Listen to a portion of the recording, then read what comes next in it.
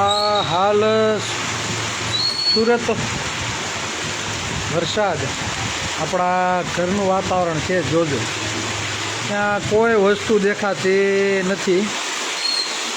સવારથી આજે કન્ટિન્યુ હું એટલા વર્ષો થયા સુરતમાં રહું છું, પણ આવો વરસાદ મેં હજી સુધીમાં જોયો નથી. આજે વરાસાથી કામરેજ પૂગતા માત્ર અડધી કલાક લાગે, 40 મિનિટ થાય વધુમાં વધુ. આજે હું અડધી કલાક પછી હું મારા ઘરે પહોંચ્યો છું. ઉમિયાધામ મંદિરથી લઈ કામરેજ ચોકડી સુધી લાગડ બધી જગ્યાએ પાણી. મને એમ હતું કે હું પહોંચી નહીં શકું, પણ હિંમત કરી નીકળી ગયા. અડધી ગાડી ડૂબી જાય એટલું પાણી 7 થી 8 જગ્યાએ નળ્યું. એ મેન રોડ, રેલવે સ્ટેશનનો જે મેન રોડ છે, પુલ ઉપર ગાડી હાંકવા છતાં પુલ પૂરો થાય નીચે ઉતરીએ એટલે ટોટલી જગ્યાએ પાણી અને પાણી. 2006માં જે પરિસ્થિતિ હતી પૂરની, એટલે એના કરતાં પણ કદાચ વિકટ પરિસ્થિતિ કદાચ બને એવો મારો અંદાજો છે. કેમ કે હું જ્યારથી સુરતમાં રહું છું ત્યારથી અત્યાર સુધી મેં એટલો વરસાદ, એટલું પાણી મેં જોયું નથી. કેમ કે આજે 2.5-3 કલાક કન્ટિન્યુ ચાલુ વરસાદે, એ પણ બાઇકમાં. મારે વરાસા રોકાઈ જવું હતું, પણ માત્ર 2 કિલોમીટર દૂર એક છેડેથી બીજા છેડે જવું હતું, પણ નીચે જ એટલું પાણી હતું એટલે નીચે ગાડી ચાલે એમ જ નહોતી. પછી ન છૂટકે અડધી ગાડી પાણીમાં ગાડી નાખી કોદારવાળો પુલ ચડાવી માન હું મારા ઘરે પહોંચ્યો છું. સોસાયટી બહાર જે નાળું છે એ તો કમ્પ્લીટ પેક થઈ ગયું છે, એટલે ત્યાંથી હવે એમ નથી. હું વાડીના રસ્તે થઈને આવ્યો છું. આજે અમે એટલા વર્ષથી કોરોના સમયથી અહીંયા રહેવા આવ્યા છે. આ મારી શેરીમાં એટલું પાણી ક્યારેય ભરાતું નહીં. એટલું પાણી આજે પગ ખાલી ડૂબે ને, પંજા ડૂબીએ એટલું પાણી અહીંયા ન ભરાતું. કેમ કે અહીંયાનો જે વિસ્તાર હતો એ ઊંચો છે મારી શેરી, છતાં અત્યારે એટલું પાણી અહીંયા ભરાઈ ગયું છે. પાછળની શેરી તમે જાઓ તો ન્યાય બધી શેરીમાં પાણી અત્યારે ભરાઈ ગયું. પણ મારી જે સોસાયટી છે, મારી શેરી એ ઊંચી છે એટલે પાણી અહીંયા ભરાતું નથી. પણ અત્યારે પણ અહીંયા પાણી ગોઠણ પગ ડૂબી જાય બરાબર એટલું પાણી અત્યારે છે. પણ વરસાદ બંધ થવાનું નામ નથી. જો વરસાદ બંધ થાય તો થોડુંક પાણી ઓછું થાય, પણ વરસાદ બંધ થવામાં નથી. એટલે રેકોર્ડ બ્રેક કદાચ આજે થાય. કેમ કે અહીંયા તમે જો કોઈ વસ્તુ દેખાતી નથી. આજે 5 વાગ્યા છે, પણ અંધારું હોય ને એવું વાતાવરણ છે ને એક ધારો પડે છે. ઓછું થવાનું નામ નહીં. એટલે જે પણ મિત્રો નીચાણવાળા વિસ્તારમાં રહેતા હોય તો સાવચેતી એ રાખવી. ને ખાસ સુરતમાં એવું છે કે અહીંયા ગટરું પહેલાં ઉભરાય. પાલિકાનું કામ સારું છે ને, મહાનગરપાલિકાનું, એટલે ગટરનું પાણી પહેલાં ઉભરાય. નીચે જઈને કોઈને પણ સંડાસ બાથરૂમ કે હોય તો એના સંડાસ બાથરૂમમાંથી પાણી નીકળવા માંડે.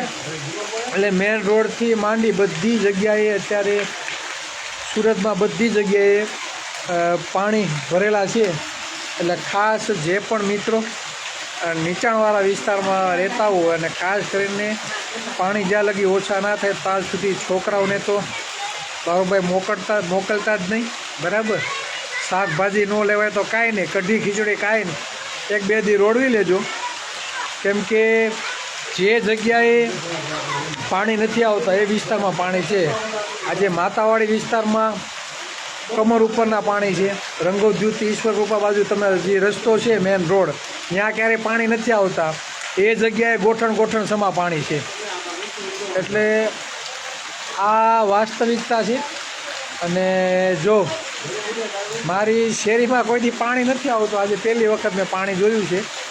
કોરોના સમયથી અહીંયા અમે રહેવા આવ્યા છીએ, પણ એટલું પાણી મેં મારી શેરીમાં ક્યારે નથી જોયું. પણ આજે આખી શેરીમાં પાણી છે. જો કે થોડોક વરસાદ ધીમો પડે ને પાછો ચાલુ થાય, ધીમો પડે ને પાછો ચાલુ થાય. લાઇટ વહી ગઈ છે અને અહીંયા તમે જો તો ઓલ ઓવર બધી જગ્યાએ અહીંયા ખેતરો જ છે.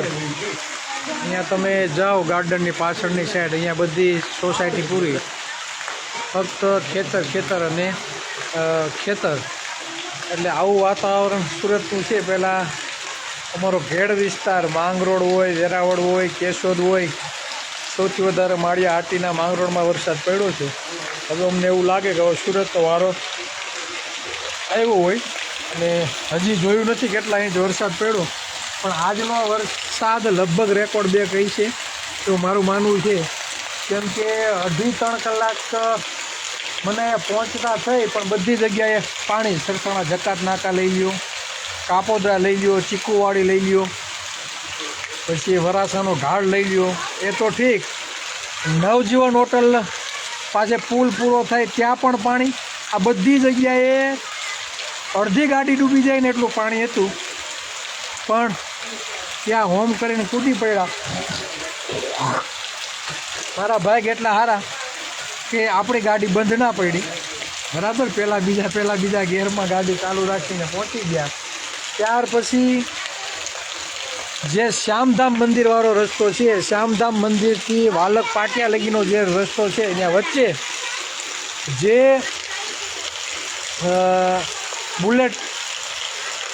બુલેટ ટ્રેનનો જે રસ્તો નીકળે છે, આ રસ્તા પાસે એક જગ્યાએ તમારી અડધી ગાડી ડૂબી જાય, બરાબર.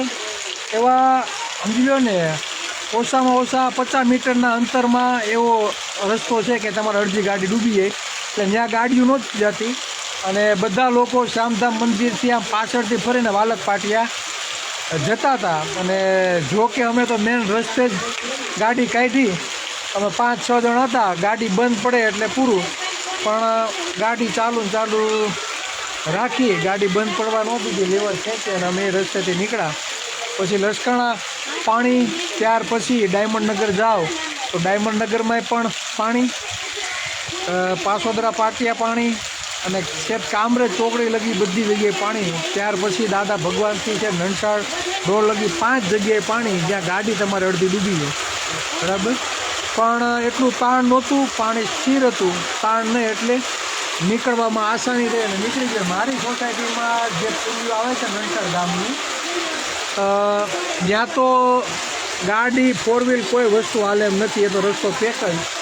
હું અમારે ગેટ દેખાય ને એની પાછળની સાઈડ વાડિયુંના રસ્તેથી ત્યાં પણ 2-3 નાલા આવે છે, પણ પાણી સ્થિર એટલે આપણે નીકળી શકીએ. એટલે ત્યાંથી હું આવ્યો છું અને માર ઘરે પહોંચ્યો. હજી તમે જો એટલો વરસાદ કન્ટિન્યુ ચાલુ છે, બંધ થવાનું નામ નથી. આજે સવારે જ વરસાદ હતો. ઘરે કેવું કીધું કે જવું નથી આજે. મેં કીધું ભાઈ અર્જન્ટનું કામ છે, જવું તો પડશે. ઘરે રહીને શું કરતો, તોય સવારે ચાલુ વરસાદે, ફૂલ વરસાદ હતો તોય આપણે સવારે 8 વાગે નીકળી ગયા. આજે એવું થયું કે સવારે ન ગયા હોત તો સારું હતું, પણ જ્યાં અમે જ્યાં કામ કરીએ ત્યાં પણ કારખાનામાં પાણી આવું છે. થોડુંક 1 વેધ જેટલું બહાર પાણી ખાલી હતું, બરાબર. એટલે છેવટે કારખાના તાળું મારી અને નીકળ્યા કે હવે ભાગીએ ને કંઈ પહોંચાશે નહીં. મારી ગણતરી નહોતી આજે ઘરે આવવાની, વરાસામાં જ રોકાવાની ગણતરી હતી. પણ શું એવું કે ગાડી વરાસામાં કે ચાલે એમ હતી નહીં. માત્ર ઓવરબ્રિજ જ્યાં છે મેન રોડ ઉપર, એમાં જ ઉપર ગાડી ચાલે એમ હતી. એટલે નીચે ગાડી હાંકવાને બદલે હિંમત કરી અને પુલ ઉપર ચડાવી દીધી અને 2.5-3 કલાકે અહીંયા પહોંચ્યા છીએ. વરસાદ ઘડીક ફૂલ થાય, ઘડીક ધીમો થાય. જો આ પાણી, એટલે આવી હાલત આજે સુરતની છે. અને જોવાનું એ કે પાણી સૌથી વધારે ત્યાં જ ભરાણા છે, જ્યાં નીચાણવાળો વિસ્તાર છે, જ્યાં આપણા લોકો વસાહત કરે છે, જેની દુકાનોમાં પાણી ભરાઈ ગયા હોય, ઘરમાં પાણી ભરાઈ ગયા હોય. મારા એક મિત્ર અમારે મહેશભાઈ ડીએમ કતારગામ એની દુકાન છે ટેલરની, એનો વિડીયો આવ્યો, એની દુકાનમાં પાણી ઘૂસી ગયું છે. એટલે ઘણી જગ્યાએ ખાસ કરીને કતારગામ, વેરડોળ આ બધા વિસ્તાર જે છે એ જગ્યાએ વધારે પાણી ભરાણા હશે. અમારે વાંધો નથી, અમારે તો આગળ જો વરસાદ રહેશે આ બધું પાણી છે ને ઘડીકમાં સાફ. અત્યારે આયા સાફ થઈ ગયું, થોડોક વરસાદ થયો ને એટલે થોડોક સમય જશે એટલે આ બધું સાફ છે. લાઇટ નથી, ઇન્વર્ટર છે એટલે વાંધો નથી, પણ વાતાવરણ બહુ જોરદાર છે. જોઈ લે, આપણું ઘર છે, અહીંયા તમને પીપળો જોવા મળશે, આસોપાલવ જોવા મળશે, નારિયેરી જોવા મળશે, રાવણા જોવા મળશે. 3 વર્ષ ત્યાં ખાય છે ફૂલ. ફોરવ્હીલની પાછળ આંબો છે, મીઠો લીમડો પણ છે, અને આ ગાર્ડનમાં શાકભાજી પણ વાવેલું છે. એટલે રહેવાનું બહુ વ્યવસ્થિત સારું મજા આવે એવું વાતાવરણ છે. વરસાદ થોડોક ધીમો પડ્યો છે અને આશા રાખું કે મેઘરાજા મહેરબાન થાય અને હવે સ્ટોપ થઈ જાય તો સુરતમાં જે પાણી ભરાણા છે એ ઓછા થઈ જાય. પાણી ભરાવાનું મેઇન કારણ એ કે વરસાદ બંધ ના થાય, કન્ટિન્યુ ચાલુ રહે, એને હિસાબથી પાણી નીકળવાની જગ્યા ઓછી રહે. જો કલાક 2 કલાક પણ જો વરસાદ સ્ટોપ થાય તો જે પણ પાણી ભરાણા હોય તે ખાડીના માધ્યમથી, ગટરના માધ્યમથી બારોબાર નીકળી જાય. પણ વરસાદ કન્ટિન્યુ ચાલુ રહે છે, એના હિસાબે સુરતમાં બધી જગ્યાએ પાણી ભરાણા છે. ચિંતા જેવું હાલ કાંઈ છે નહીં. એટલે આ પરિસ્થિતિ છે, એટલે ખાસ કરીને સાવચેત રહેજો. અને સુરતમાં ગટરું બહુ છે, ઢાંકણા ક્યાં ખુલ્લા હોય કોઈને ખ્યાલ ન હોય, એટલે છોકરાઓને તો ખાસ કરીને વરસાદ અને પાણી જોવાના બહુ એટલા બધા હરખ પદુડા ના થતા ને છોકરાને લઈને ન નીકળતા. તમે હાલીને જતા હશો, ગટરનું ઢાંકણું ખુલ્લું હશે. ગટર કઈ રીતે હોય? જો આ રીતે ગટર હશે, અમારા એ સાઈડમાં છે બરાબર, ત્યાં રસ્તામાં રસ્તો હોય ને મિડલમાં જ ગટર હોય અને ત્યાં જ ઢાંકણું હોય. એટલે કદાચ પ્રેશરના હિસાબે ઢાંકણું ખુલી ગયું હોય, આવું પણ બને. ક્યાંક કોક દોઢીના હોય કે પાણી વહી જાય એના માટે કોઈ ઢાંકણું ખોલ્યું હોય, આવું બને. છોકરાને લઈને જાઓ ને એક કરતાં બીજી થાય, એટલે બહુ હરખ પદુડા થવું નહીં પાણી જોવા માટે ને. જાઓ તમે એકલા જાઓ, પણ છોકરાને લઈને નીકળતા નહીં. પાણી જોવા માટે ન જોવાય તો કાંઈ નહીં, તમે તમારે એકલા જજો બરાબર. કળ સમા પાણી હોય કમર સુધીના, તો બહુ સાહસ કરવો નહીં, કેમ કે આ મહાનગરપાલિકાની ગટરો બહુ પાસે આડી છે. એક વખત અંદર જાઓ ને તો જડશો નહીં કઈ બાજુ જાઓ છો. એટલે અત્યારે સાવચેતી સારી. બસ આજ નજારો છે. એવું લાગે છે કે 1-2 દિવસ પાણી ઉતરતા વાર લાગશે. કદાચ કાલે ઉદ્યોગ ધંધા પણ કદાચ બંધ રહે. આજે સવારથી જ એલર્ટ હતું કે ભાઈ જેટલા પણ બાળકો ભણે છે તે બધી સ્કૂલો આજે બંધ હતી. એટલે કાલે કદાચ મને એવું લાગે કે જેટલા પણ હીરાના કારખાના છે ને બીજી કોઈ પણ ધંધા રોજગારની જે પણ છે તે કદાચ બંધ રહે. કેમ કે પાણી જેટલું ભરાણું છે, આ પાણી દૂર થતાં હજી કદાચ વાર લાગશે. કેમ કે નીચાણવાળા વિસ્તારમાં ઘણું બધું પાણી હશે. એટલે બહુ દોઢા ન થવું છોકરાઓને લઈને બારોબાર નીકળવા માટે. કરેલીઓ ન્યૂઝ જુઓ બરાબર, એ જ સાચું. અને શાકભાજી ન મળે કાંઈ નહીં, કઢી ખીચડી બરાબર આવું લઈને ખાઈ લેવું બરાબર. એટલે બહુ બધું ઓલું ન થવું. બસ ચાલો બાય બાય. એક નજારો બતાવી દો તમને અમારે ઘર બાજુનો, જોઈ લે. આપણે ગામડા જેવું જ વાતાવરણ છે, એટલે રહે સ્થિતિમાં જાય જમાવટવાળો. વરસાદ આવે જ છે, જે ચાલુ જ છે. ચાલો બધાને જય સંવિધાન, જય ભારત.